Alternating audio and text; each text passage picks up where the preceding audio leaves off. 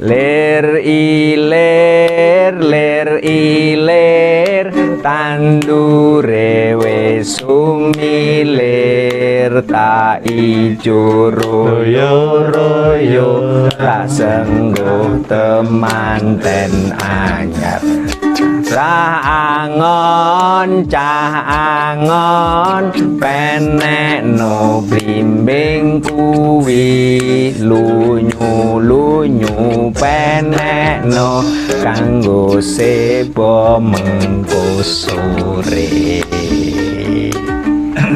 Alhamdulillahirrahmanirrahim. Bismillahirrahmanirrahim. Assalamualaikum warahmatullahi wabarakatuh. Waalaikumsalam warahmatullahi wabarakatuh. Ketemu kembali dengan kita channel Gus Gaul yang tak henti-hentinya menyapa para audien 1000 subscriber, mungkin bisa lebih. Iya, sudah lebih. Masya Allah, dari dulu 1000 masa nambah terus. Alhamdulillah. Terima kasih. Iya, terima kasih. Iya, ngajinya ditambah lagi biar tambah subscribernya. Amin. Masih dengan narasumber yang sama, Dr. Miftahul Khairi atau yang disapa dengan Gus Coy. Selamat malam, Gus. Selamat malam, Mas Rahmat. Ya? Alhamdulillah semuanya sehat ya. Puasa pun? Iya, sehat. Ini tadi lir-ilir. Belum ada yang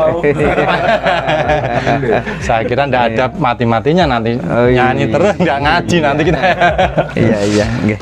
Mengingat-ingat pembahasan yang sebelumnya, yaitu anak yang taat, kali ini kita akan mendengarkan ngaji kita lagi.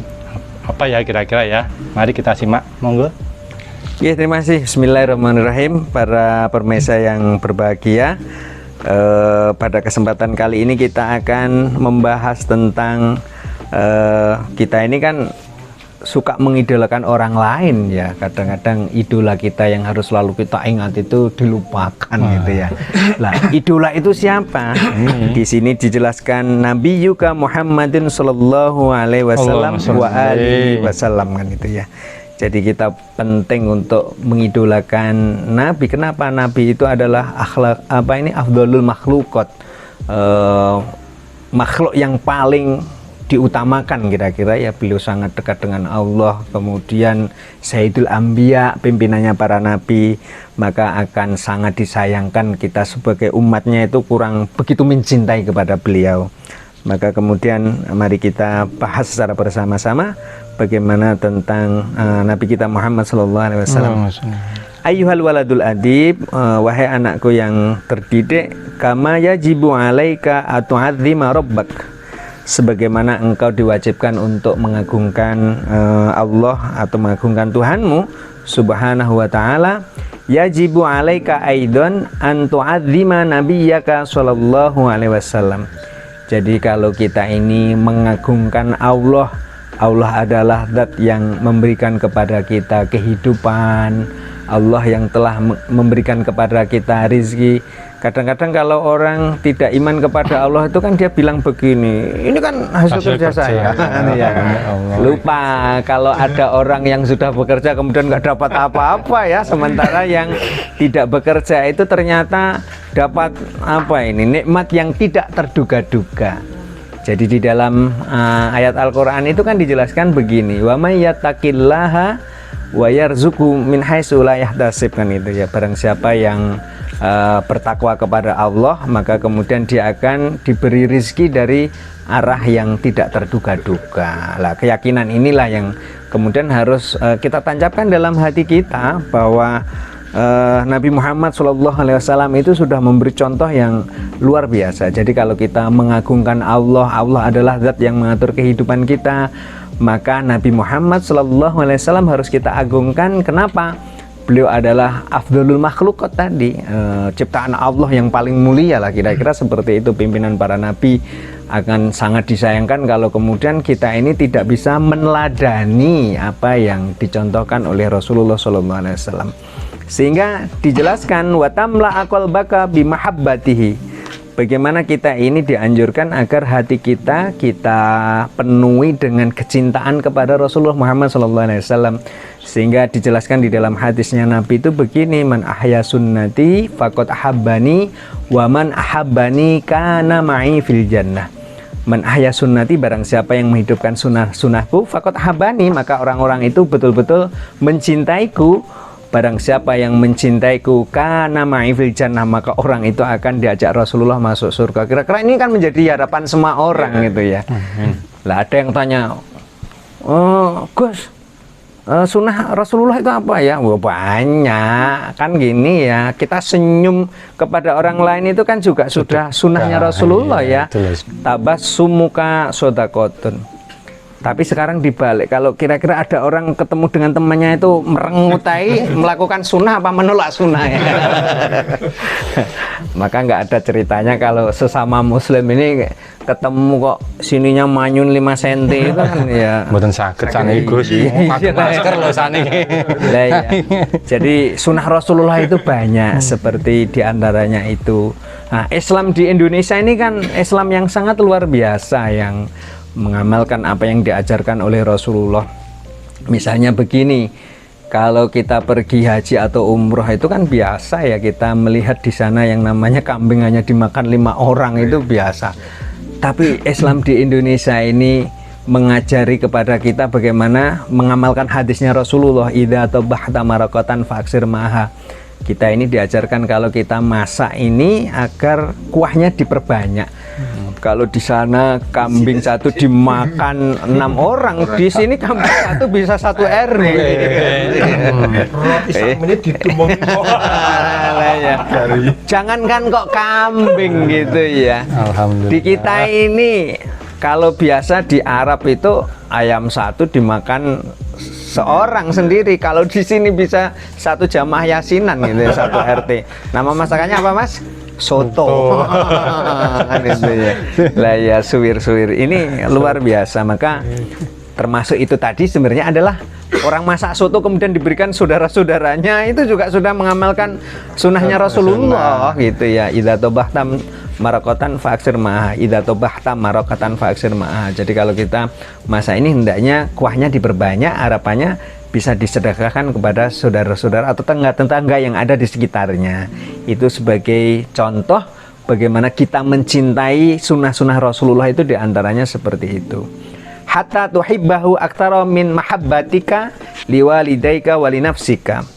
Bagaimana kecintaan kita kepada Rasulullah itu kalau bisa ya melebihi cinta kita kepada kedua orang tua dan diri kita sendiri. Kenapa?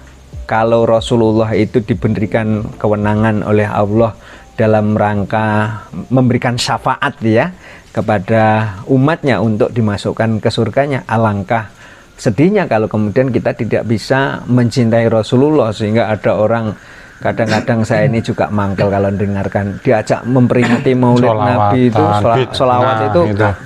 Dia bilang begini, kayaknya biasa-biasa aja, kok nakal kok tenanan gitu loh ya. Maksud saya ya jangan begitulah, walaupun beda perspektif atau pandangan begitu, bahwa sebenarnya mencintai Rasulullah itu adalah sesuatu yang sangat diajarkan kepada kita, agar kalau kita mengikuti beliau kemudian akhirnya bisa dimasukkan surga. Tentu ini adalah satu hal yang sangat membahagiakan bagi kita semuanya.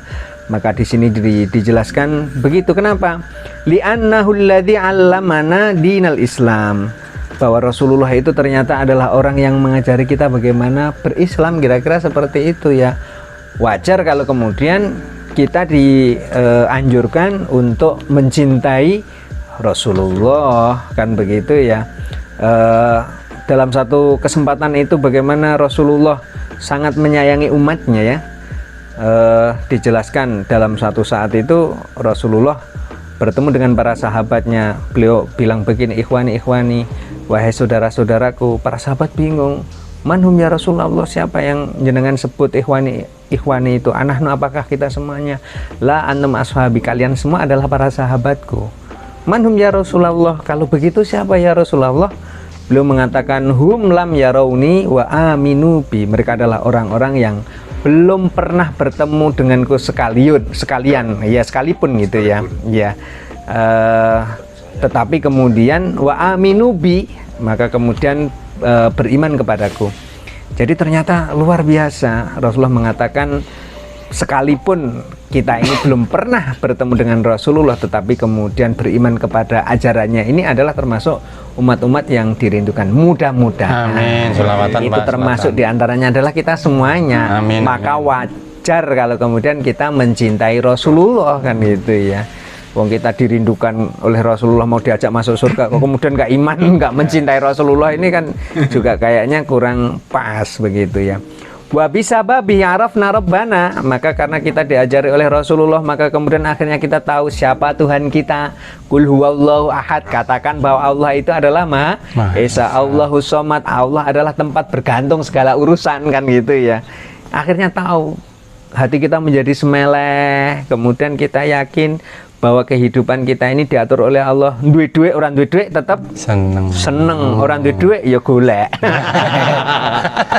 Nah, gitu ya, nyambut kan. Tapi iya, bagaimana hidup kita ini kemudian kira-kira ya rezeki yang kita terima juga diberkahi oleh Allah karena diajari oleh Nabi kita Muhammad SAW. Wa farraqna bainal halali wal haram.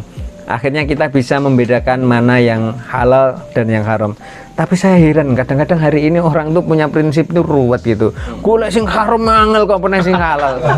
Ya jangan begitulah kan gitu. Iya, kenapa? Ini al halalu bayyinun wal haramu bayyinun. Jadi yang halal ini sudah sangat jelas, yang haram itu juga batas-batasnya sudah jelas. Jangan kemudian gimana nih hukumnya haram? Haram itu gimana? Halal campur haram jadi. Itu kan nggak bener kan? Ini. Iya. Jadi kita katakan yang halal adalah halal adanya, yang haram adalah ya haram adanya. Jangan kemudian dicampur-campur kan begitu ya. Wali anna Allah Ta'ala habbahu, kalau Allah saja mencintai Nabi Muhammad SAW, bagaimana dengan kita yang dikatakan umatnya itu? Innallaha wa malaikatahu yusholluna 'alan nabi ya ayyuhalladzina amanu shollu 'alaihi wa sallimu taslima. Ya Allah saja menyampaikan apa ya, memberi penghormatan lah kepada Nabi kita Muhammad SAW. Bagaimana kalau kita umatnya kalau kemudian tidak mencintainya, kira-kira seperti itu. Faja'alahu afdhalun nas, maka kemudian Nabi Muhammad SAW itu dijadikan manusia yang paling utama ya. Wa sayyarahu qudwatan lana fil akhlaqi wal adabi. Allah menjadikan Nabi kita Muhammad SAW sebagai teladan di dalam berakhlak dan beradab kan gitu. Maka sudah wajar bagi kita sebagai umatnya ini mencintai Rasulullah, sehingga kita berharap mudah-mudahan dengan mencintai Rasulullah kemudian mengamalkan sunnah-sunnahnya itu, betul kita akhirnya akan dimasukkan surganya Allah Subhanahu wa Ta'ala. Ya harus begitulah, kira-kira begitu ya. Jangan sampai kita ini cinta Rasulullah tapi nggak mau mengikuti ajaran. Ya kita harus belajar dari sedikit demi sedikit. Kalau kita membicarakan tentang contoh Rasulullah itu banyak. Misalnya di hadisnya begini, mangkana yu'minu billahi wal yaumil akhiri fal yukrim dhaifahu. Jadi kalau kita ini iman kepada Allah dan hari akhir, kalau ada tamu yang datang ke rumah ya harusnya kita muliakan. Ya paling tidak ada aroh, subuh, kubuh gitu ya.